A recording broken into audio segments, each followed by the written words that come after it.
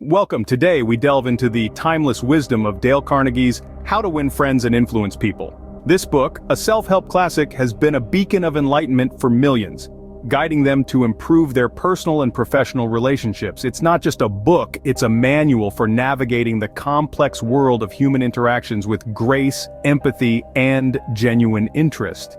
Now let's talk about the man behind this wisdom, Dale Carnegie. He was more than just an influential writer. He was a lecturer renowned for his insight into self-improvement, salesmanship, corporate training, public speaking, and interpersonal skills.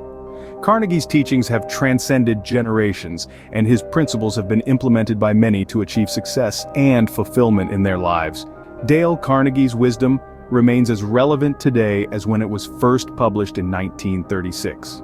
The first part of Carnegie's book focuses on fundamental techniques in handling people. Imagine navigating the world with a compass that always points to the north of human understanding and positive interactions. That's what Dale Carnegie gifts us with in this first segment. He outlines 3 timeless principles to guide our interactions with others. The first principle he presents is, don't criticize, condemn, or complain. It's easy to fall into the trap of negativity, isn't it? But Carnegie suggests a different path. Instead of focusing on what others do wrong, he encourages us to understand their perspective. This doesn't mean we have to agree with them, but rather, we acknowledge their viewpoint. It's about fostering understanding, not digging trenches of disagreements. The second principle is, give honest and sincere appreciation. Think about it. How do you feel when someone genuinely appreciates something you've done? It feels good, right? Carnegie knew this. He knew that appreciation fuels our motivation, it ignites our passion, but remember, it must be sincere. People can smell insincerity a mile away, and when they do, it can sour the relationship. The third principle, and perhaps the most intriguing one, is arouse in the other person an eager want. This isn't about manipulation, but about understanding what the other person truly wants or needs. It's about finding common ground and mutual benefit. When we understand what drives others, we can help them achieve their goals while achieving ours. It's a win-win situation. So let's recap. Don't criticize, condemn, or complain. Instead, strive to understand. Give honest and sincere appreciation. It's the fuel that drives us. And arouse in the other person an eager want. Find the mutual benefit. These are not just techniques for handling people. They are guides for building strong, positive relationships. These principles teach us the importance of understanding others and fostering positive interactions. Remember, every interaction is an opportunity to build bridges, not walls. And with these principles in your toolkit, you're well on your way to doing just that. The second part of the book presents 6 ways to make people like you. This section is all about building connections and fostering positive relationships with the people around you. The first principle is to show genuine interest in others. People are often more interested in themselves than anything else. When you take the time to show genuine interest in someone else, it can go a long way in establishing a positive connection. Ask about their day, their interests, their dreams. Show that you genuinely care about their experiences. Next, we have the power of a smile. This simple gesture can instantly brighten someone's day and make them feel more at ease. A smile is a universal sign of friendliness that can break down barriers and instantly make you more likable. The third principle is remembering others' names. Our name is a core part of our identity. When someone remembers our name, it signifies that they value us as an individual. So make a conscious effort to remember and use people's names when you interact with them. Fourthly, be a good listener.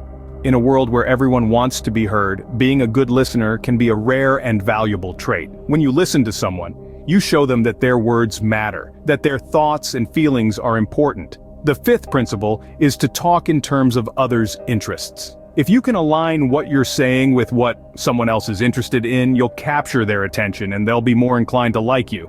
It's all about finding common ground and building on it. Lastly, make others feel important. Everyone wants to feel valued and appreciated. A simple compliment or a word of encouragement can make a world of difference. In essence, these principles remind us that everyone wants to feel valued and appreciated. By using these 6 principles in your daily interactions, you can build stronger, more positive relationships with the people around you. Next, Carnegie shares tips on how to win people over to your way of thinking. In this part of the book, he outlines 12 key principles. Each principle is a stepping stone that can help you navigate the complex labyrinth of human interactions and ultimately persuade others to see things from your perspective. The first principle is to avoid arguments whenever possible. Arguments foster negative energy and rarely result in a productive outcome. Instead of arguing, Carnegie suggests that we should strive to understand the other person's point of view. This leads us to the second principle. Respect the other person's opinions. Even if you disagree, it's essential to show respect. This builds trust and opens the door for constructive conversation. Thirdly, Carnegie advises us to admit our wrongs. If we've made a mistake, we should admit it quickly and emphatically. This shows our humility and makes the other person more receptive to our perspective. The fourth principle is to begin in a friendly way. You're far more likely to win someone over to your way of thinking if you start on a positive note. It's easier to listen to someone who is friendly and approachable rather than someone who is confrontational or dismissive. The next few principles revolve around conversation strategies. Carnegie encourages us to get the other person saying yes, yes immediately. Let the other person do a great deal of the talking and let the other person feel the idea is his or hers. These strategies make the other person feel valued and heard, which can make them more open to your perspective. The ninth principle is to be sympathetic to the other person's ideas and desires. By showing empathy, we can build a stronger connection and make the other person more inclined to see things from our point of view. The 10th principle is to appeal to the nobler motives. People are more likely to be persuaded if they believe that the change will serve a greater purpose or align with their values. The 11th principle is to dramatize your ideas. This doesn't mean you should be overly dramatic, but rather make your ideas more engaging and compelling. Lastly, Carnegie suggests that we should throw down a challenge. People love a challenge, and this can motivate them to engage more deeply with your perspective. By incorporating these principles into our everyday interactions, we can become more persuasive and influential. We can win people over to our way of thinking without resorting to manipulation or coercion. These principles guide us in persuading others without causing resentment. They remind us that at the heart of every interaction is respect for the other person's perspective. Only through understanding and empathy can we truly win others over to our way of thinking. In the final part, Carnegie provides advice on how to be an effective leader. This section is all about the art of influencing and changing people without causing offense or arousing resentment. It's a delicate dance, but one that can yield tremendous results when done correctly. Carnegie outlines 9 key principles to guide this process. Let's walk through them. First, begin with praise and honest appreciation. This sets a positive tone and opens up the individual to your suggestions. Remember, people will do things for you if they feel genuinely valued and appreciated. Second, talk about your own mistakes before discussing theirs. This shows humility and makes you more relatable. It's a subtle way of saying, I've been there too. Third, call attention to people's mistakes indirectly. This decreases defensiveness and increases the likelihood of them hearing your message. It's about guiding them to realize their mistakes rather than pointing them out bluntly. Fourth, ask questions instead of giving direct orders. This gives people the chance to come up with their own solutions, fostering an environment of collaboration and respect. Fifth, let the other person save face. Protect their pride and they'll be more receptive to your suggestions. It's not about winning or losing, but achieving a common goal. Sixth, praise every improvement, no matter how small. This encourages continued effort and growth. People want to feel that their efforts are recognized and valued. Seventh, give the other person a fine reputation to live up to. When people believe they're capable of great things, they're more likely to strive to meet those expectations. Eighth, use encouragement. Make the fault seem easy to correct. This takes away the fear of failure and motivates people to try again. Lastly, make the other person happy about doing what you suggest. If they see the benefits and feel good about the change, they're more likely to embrace it. These principles aren't about manipulation, but respect and understanding. It's about creating an environment where people feel safe to learn, make mistakes, and grow. It's about inspiring change through positive reinforcement and encouragement, not through fear or coercion. Remember, at the heart of these principles is the golden rule.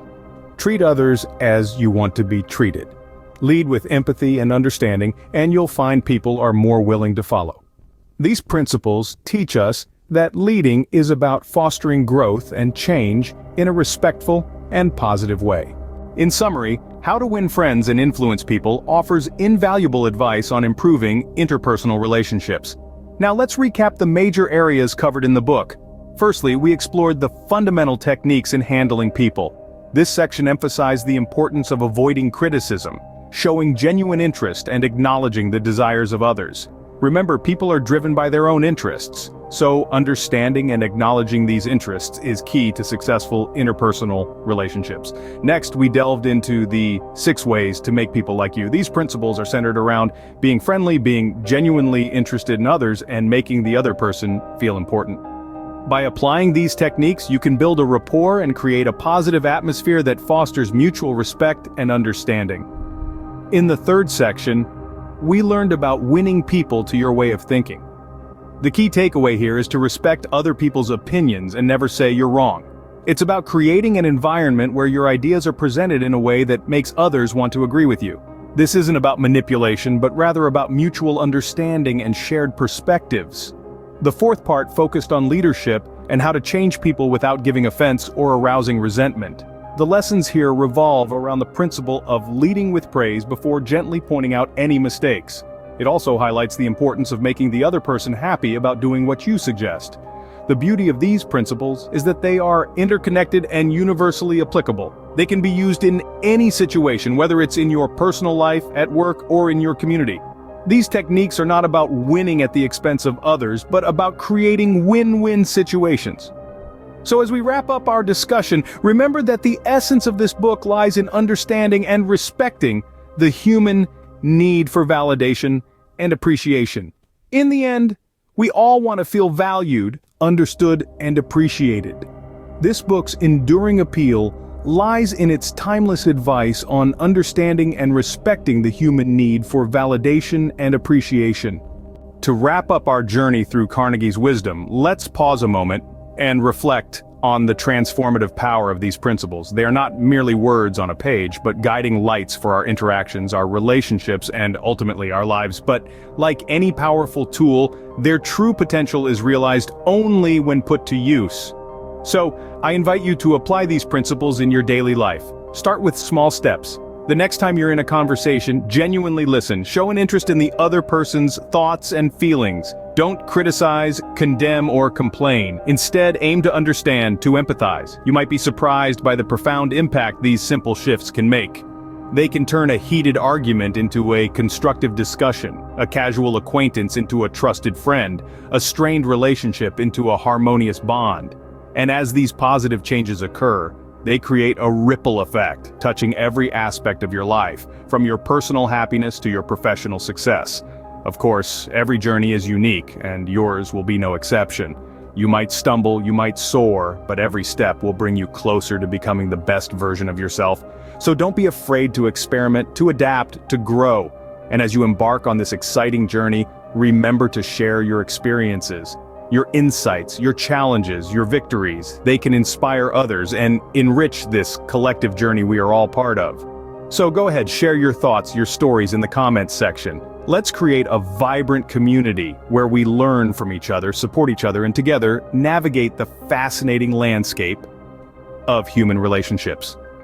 Remember, as Dale Carnegie said, you can make more friends in 2 months by becoming interested in other people than you can in 2 years by trying to get other people interested in you. Other people.